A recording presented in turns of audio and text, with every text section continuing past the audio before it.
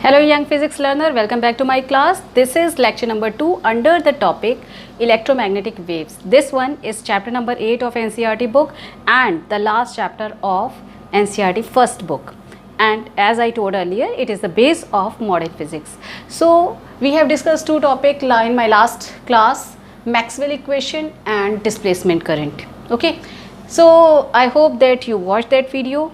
And if you have not watched, just go and watch that video first, then come to this class, that is origination of electromagnetic wave. So origination, or we can say it as the source of electromagnetic wave. So what are the sources of electromagnetic waves? Do you know? Till this time, how many sources of electromagnetic wave you know? One source of electromagnetic wave is sun. सन से जो rays आ रही हैं उसका आपको visible part visualise होता है, but उसमें और भी यूवी रेज हैं, आईआर रेज हैं, UV rays which are harmful for human skin, all that you know. There are huge spectrum of sun electromagnetic rays, and there are so many stars from where electromagnetic rays are entering over the surface of earth. And these electromagnetic waves are not you can say it broadly observed by the human being. So we know about stars, we know about sun as a source of electromagnetic wave. Clear? Are we able to generate electromagnetic wave?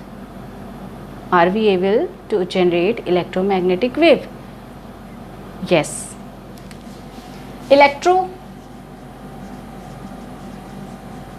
Magnetic wave combination से देखो, electromagnetic means this is a wave which is a combination of electric wave and magnetic wave, that is called electromagnetic wave. Combination होता है, अभी इसके आगे हम पढ़ने वाले हैं that properties of electromagnetic wave, उसमें किस टाइप की वेव्स होती हैं वो भी हम पढ़ेंगे, और किस तरीके से इलेक्ट्रिक वेव और मैग्नेटिक वेव फॉरवर्ड डायरेक्शन में मूव कर रही होती हैं वो भी हम पढ़ेंगे. That means propagation of electromagnetic wave. We will deal with this and we will just first we have to consider that origination of electromagnetic wave. Means इतना तो समझ में आ गया कि इलेक्ट्रिक वेव और मैग्नेटिक वेव का कॉम्बिनेशन है इलेक्ट्रोमैग्नेटिक वेव, यानी सन से जो रेज आ रही हैं that are the combination of electric wave and magnetic wave.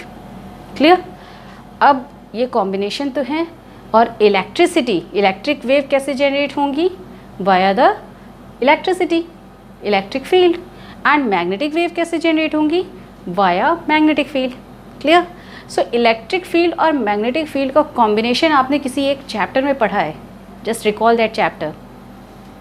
That chapter is moving charge and magnetism, that is magnetic effect of electric current. दोनों ही same chapter के दो डिफरेंट नेम है, मूविंग चार्ज एंड मैग्नेटिज्म और magnetic effect of electric current, both are same thing. तो charge जब move करता है, अगर हम दो कंडीशन लेते हैं, पहली condition charge is represented by Q. पहली कंडीशन ली चार्ज के हम मोशन को अगर कंसीडर कर रहे हैं, चार्ज इज एट रेस्ट. इसको ध्यान से सुनना, इट इज़ इम्पॉर्टेंट पॉइंट. ठीक है, ओरिजिनेशन समझने के लिए बहुत इंपॉर्टेंट है. Charge if it is at rest, जो काइंड ऑफ मोशन है वो नहीं है, रेस्ट पे है, तो उस सिचुएशन में क्या होगा? उस सिचुएशन में केवल इलेक्ट्रिक फील्ड जनरेट होगी, नो मैग्नेटिक फील्ड. क्यों? क्योंकि हम पढ़ चुके हैं that Oersted states that moving charge can generate magnetic field, not the static charge. So if the charge is stationary और we can say it as the rest, then electric field, only electric field is generated. Now next case, this is the first case. Second case, if charge is in motion moving with speed v, then both electric field and magnetic field is represented by B. So both electric field and magnetic field should be generated, होनी चाहिए. Electric field भी generate होगी, magnetic field भी generate होगी, और electric field charge की presence की वजह से जनरेट हो रही है, मैग्नेटिक फील्ड चार्ज के मोशन के बेसिस पे जनरेट हो रही है. सो मूविंग चार्ज के बेसिस पर इलेक्ट्रिक एंड मैग्नेटिक फील्ड दोनों जनरेट होगी. But in the first case because there is only electric field, so we cannot consider electromagnetic wave because it is the combination of electric and magnetic wave. Clear? Okay, come to the second point. Charge is in moving state. That means what? Electric and magnetic field both are present, then we can consider electromagnetic wave. Yes or no? No. In this case too, no EM wave. Remember this. And the third case, if the charge is moving, this one is the uniform speed, moving with the speed v, means it is the case of uniform motion. But if we are taking the situation that charge is accelerating, there is an acceleration, then there is a generation of electric field as well as magnetic field, and these two combination during the accelerating charge particle motion, these combination generate electromagnetic wave, EM wave. आ रही बात समझ में? यहाँ इस case में क्या है? No EM wave. इस केस में पॉसिबल ही नहीं है. नो EM वेव, यहाँ तो मैग्नेटिक वेव है ही नहीं, इसलिए पॉसिबल नहीं है. इस केस में पॉसिबल नहीं है. क्यों नहीं है? क्योंकि यूनिफॉर्म मोशन है, इलेक्ट्रिक और मैग्नेटिक फील्ड हैं, but they can not generate electromagnetic wave. And the third case, that if the charge particle is accelerating, having change in the speed, having some acceleration, increasing speed, then only the electromagnetic wave generates. Clear? So that means what? Whatever be the electromagnetic wave coming from the sun, that are due to the accelerating charge particle. These accelerating charge particles are also considered as oscillating charge particle.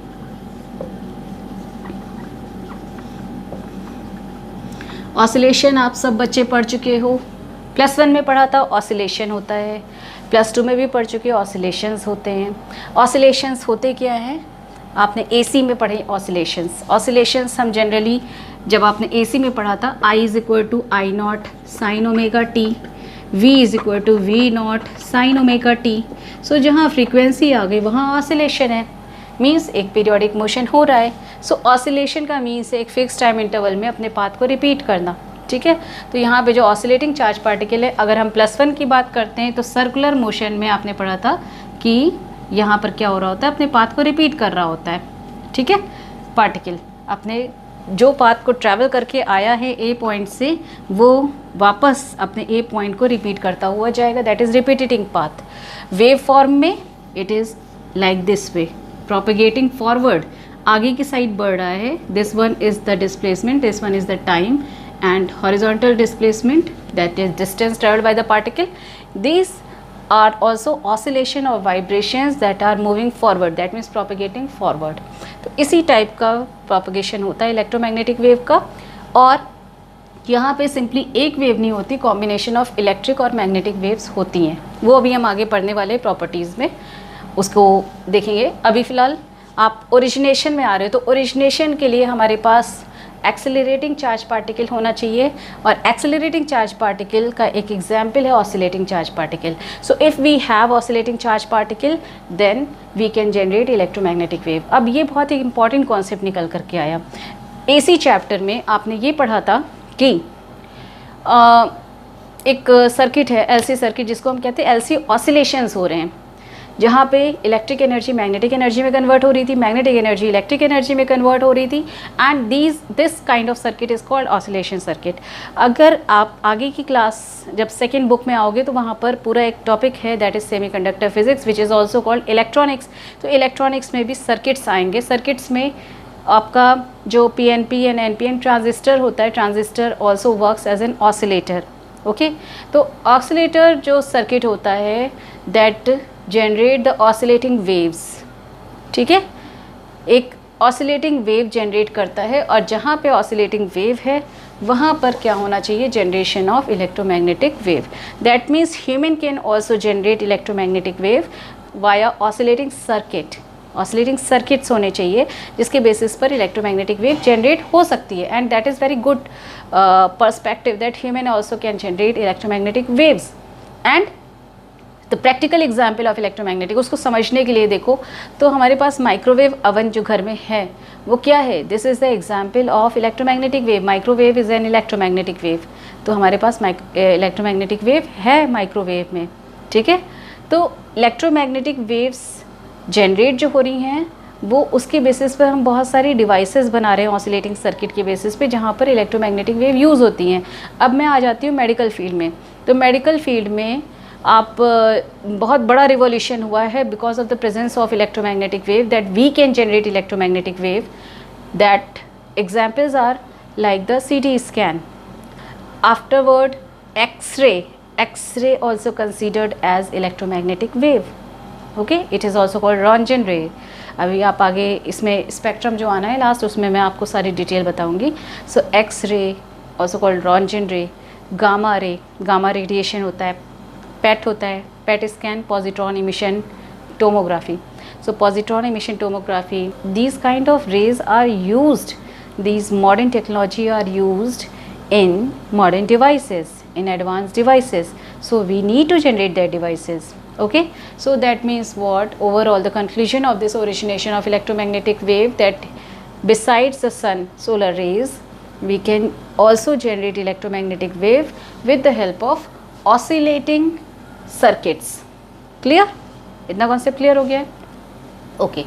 अब आ जाते हैं कि ये जो हमारी limitations क्या हैं, human की लिमिटेशंस क्या है, इसको आपने नोट डाउन कर लिया होगा, ये जो मैंने 3 पॉइंट्स लिखवाए। There is a limitations of human too, and that limitation is what, जितने भी एडवांस ले लें, जैसे आपको पता है कि एम्पलीफायर के भी बहुत सारे एडवांस लेवल हैं। फीडबैक एम्पलीफायर होता है, फैट होता है, BJT होता है, ठीक है। ये ज़रा नेम आप लोग, BJT, फैट, ठीक है, और FFET भी होता है, ठीक है। तो इनकी ज़रा फुल फॉर्म नेट पे सर्च करना, मैं आपको अभी नहीं बताऊंगी, थोड़ा सा क्यूरियोसिटी के लिए आपको ये फुल फॉर्म चेक करना रिक्वायर्ड है। मैं आपको अभी, मेरे पास एक इलेक्ट्रॉनिक्स की बुक है, मैं आपको वो शो करना चाहती हूँ, बॉयल स्टेट की, and that book is my inspiration, I can say it for the electronics part, it is my inspiration. So this BJT, FET, these are the kind of advanced circuit। जो oscillating circuit है, these are oscillating circuit, CKT is the short form of circuit, ठीक है। तो oscillating circuits जो हमें electromagnetic wave provide कर सकते हैं वो हमारे पास प्रेजेंट हैं, बट जितने भी एडवांस ऑसिलेटिंग सर्किट्स में हम चले जाएं, हमारे पास मैक्सिमम से मैक्सिमम जो रेंज डेवलप हो सकती है फ्रीक्वेंसी की, that is the frequency that is 10 to the power 10 hertz. ये यहाँ पर एक प्रॉब्लम आ गई, 10 to the power 10 हर्ट्ज़ तक की ही फ्रीक्वेंसी मैक्सिमम, यानी मोर एडवांस सर्किट्स के थ्रू भी अगर हम जनरेट करते हैं तो इतनी फ्रीक्वेंसी जनरेट हो सकती है, मैक्सिमम टू मैक्सिमम। और ये नोट कर लेना ये data, this is the maximum frequency, you can write it, maximum frequency that can be generated via advanced oscillating circuit, okay, 10 to the power 10। and you know what is a visible range? Visible range कितनी होती है? अगर wavelength के form में कहें तो wavelength होती है 4000 एंगस्ट्रॉम टू 7800 एंगस्ट्रॉम, इतनी है विजिबल रेंज वेवलेंथ के फॉर्म में। जबकि फ्रीक्वेंसी के फॉर्म में इसका ऑर्डर आता है 10 to the power 14 हर्ट्ज़। बात आई समझ में? 10 to the power 14 हर्ट्ज़ की फ्रीक्वेंसी से कम फ्रीक्वेंसी जनरेट हो सकती है मैक्सिमम एडवांस लेवल की सर्किट के थ्रू। तो मीन्स ये हुआ कि we cannot generate visible light, हम विजिबल लाइट जनरेट नहीं कर सकते हैं इलेक्ट्रोमैग्नेटिक वेव से। मीन्स हम सन नहीं बना सकते हैं। आप ये कह दो कि हम अर्थ पे एक दूसरा सन बना दें तो ऐसा पॉसिबल नहीं है, क्योंकि हमारे लिए सन की फिजिकल अपीयरेंस इस बात से है that we are having the visible spectrum from the solar light. हम बेसिकली तो विजिबल स्पेक्ट्रम को जानते हैं, उसके आगे पीछे के भी स्पेक्ट्रम्स हैं, बहुत सारे ब्रॉड स्पेक्ट्रम है, बट उसका एक छोटा सा पार्ट जो विजिबल स्पेक्ट्रम है उसको हम फिज़िकली देख पाते हैं, उसको एक्सपीरियंस कर पाते हैं, उसको हम यूटिलाइज़ कर पाते हैं, एप्लीकेशन यूज़ कर पाते हैं, बट हम जनरेट नहीं कर सकते। वी कैन नॉट जनरेट, इसको लिख भी लो, we can't generate next sun. Important, okay. तो हम सन नहीं जनरेट कर सकते, हम उससे पहले की फ्रीक्वेंसीज जितनी है, यानी हम रेडियो वेव जनरेट कर सकते हैं। जो फ्रीक्वेंसी होती है वो रेडियो वेव की सबसे कम होती है, लॉन्ग रेडियो वेव की सबसे कम है, ठीक है। लॉन्ग रेडियो वेव का मीन्स आ गया टेलीविज़न। हम टेलीविज़न के लिए जो रेडियो फ्रीक्वेंसी है वो सेट कर पा रहे, ठीक है, वो हम जनरेट कर पा रहे हैं वाया सर्किट्स। उसके बाद हम रेडियो वेव्स जनरेट कर सकते हैं, हम शॉर्ट रेडियो वेव्स जनरेट कर सकते हैं, मीन्स लोकल लेवल पे हम कम्युनिकेशन कर सकते हैं।